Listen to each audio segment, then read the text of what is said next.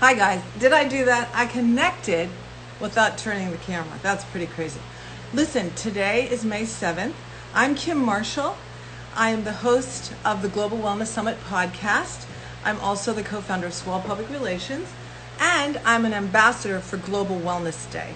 We'll talk more about that later, but it's the second Saturday in June, and you'll hear about that. But today we're interviewing Laurie Jennings from Hearst and Good Housekeeping. Her official title, let me get it straight, Deputy Editor and Director of Good Housekeeping, the magazine, and Good Housekeeping, the Institute. But she's also head of the Good Housekeeping Wellness Lab. But I love some of the words in her LinkedIn bio. Brand builder, digital innovator, idea machine, collaborator, cheerleader. And that's just what she did because she introduced the Global Wellness Institute to the editor-in-chief of Prevention. And now we'll learn about that collaboration for the Wellness Moonshot, the topic of today's conversation.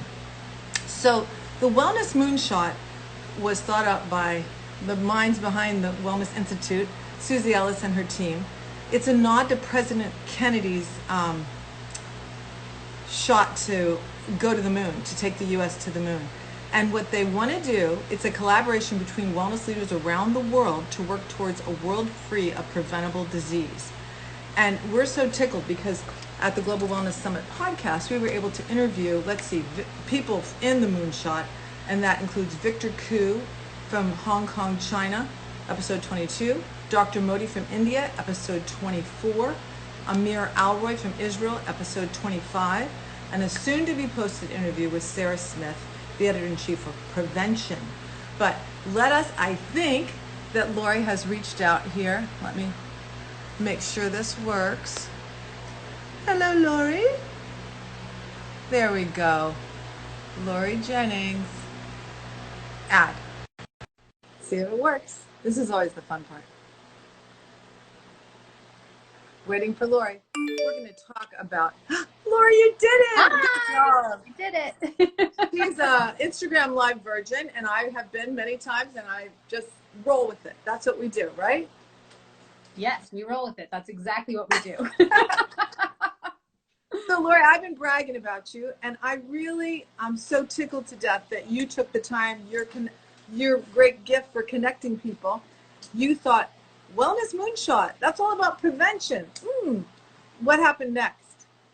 Well, we were so inspired by this idea of a world of preventable disease because at the Good Housekeeping Institute, obviously we care a lot about people. At the magazine as well, we care a lot about the health, the wellness, what people are eating, nutrition, all of those things.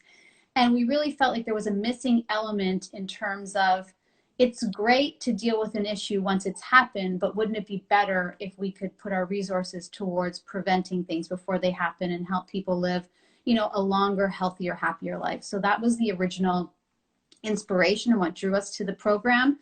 And then of course it made such a natural fit for Prevention to jump in as our wellness sort of leader in our group to jump in and take the reins there.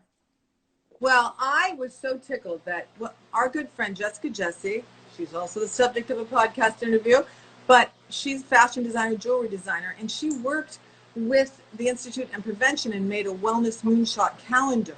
And every month in the pages, digital and print, of Prevention, you guys feature a word. Look how pretty this count. You can't see on Instagram. That's beautiful. That's absolutely beautiful. Yeah. So this month's word is adapt. How do you think that applies to what we're going through? Laurie? Oh my gosh, it couldn't be more appropriate. I mean, there's no other way to deal right now than to completely give in to adapting and changing and accepting things as they come at you. That's right. And I loved in the article that they printed in Prevention, Renee Morfeld wrote that in Chinese medicine and Ayurveda and Western medicine, they talk about adaptability as the very definition of health. So isn't that cool? And reach back behind your back and pat yourself because you made that introduction. But it's so flexing, gratitude, turn letdown into learning. These are just such great tips. But hey, prevention's great, but what about good housekeeping? Tell our listeners how long Good Housekeeping's been around. Well, we actually just celebrated, as a magazine, we just celebrated 135 years of success, of growth, of change, of everything you can imagine. And that's been a huge, huge, huge boon for us because, you know, here we are, everyone's at home, and people are turning to Good Housekeeping like they haven't in years for trusted advice, great tips, how to, recipe ideas, workouts, all of those things. And it's really, really been inspiring to see because, you know, I've said this so many times, but we live in this world of fake news and fake reviews and a lot of fake things. And to be able to know that Good Housekeeping continues to have such an element of trust and such a place in people's hearts is really impressive and amazing. Well, anybody should just go to goodhousekeeping.com. 25 fitness studios and gyms offering live stream workouts. Exactly.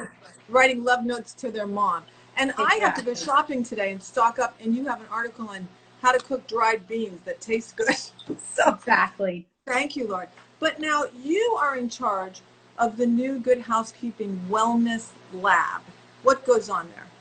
Well, I oversee the entire institute. So that's all of our labs. There's a beauty lab, a textiles lab. We have a home care and cleaning lab. And then most recently, we added a wellness lab, which is the lab where we are testing essentially self-care and wellness goods. So, you know, at one time we were testing certain things in the beauty lab, you know, running shoes in the textiles lab. And it all of a sudden became very clear to us a few years ago that this self-care movement was growing fast and we needed to really put a stake in the ground in the wellness world. And so that made sense to open a lab where we are testing anything related to self-care, sleep aids, fitness equipment, running shoes, you name it, in partnership with many of the other labs in the Institute.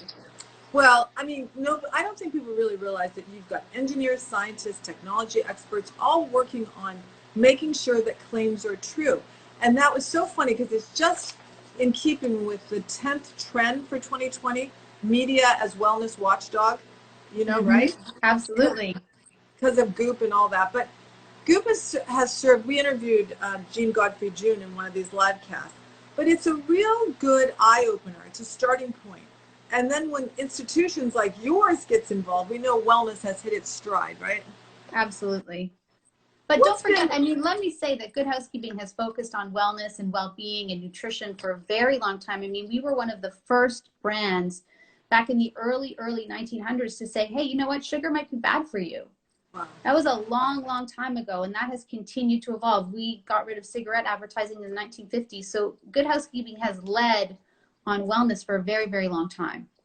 Well, you know, people don't understand. I was raised on magazines. You were too. I mean, I see you started Chatelaine in Canada, and I told you when I first talked to you that the nicest people in the world are from Canada. So thank you for being from Canada. But, you know, magazines have such a role in your life to touch and feel and really get information. But now that we're all 70% more of us are online than ever before, isn't it great that magazines content is now there too, right? Absolutely. It's amazing. I mean, we haven't stopped. We have been putting out so much content. I mean, we can't put it out fast enough, and it's really amazing. Yeah. Yeah. And you know, after I interviewed Sarah from Prevention, and she told me, no, we have a very loyal following of print readers. That's our core. We honor them. But we have a lot more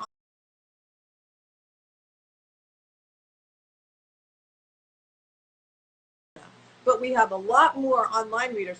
Then when I flew home, I saw an older couple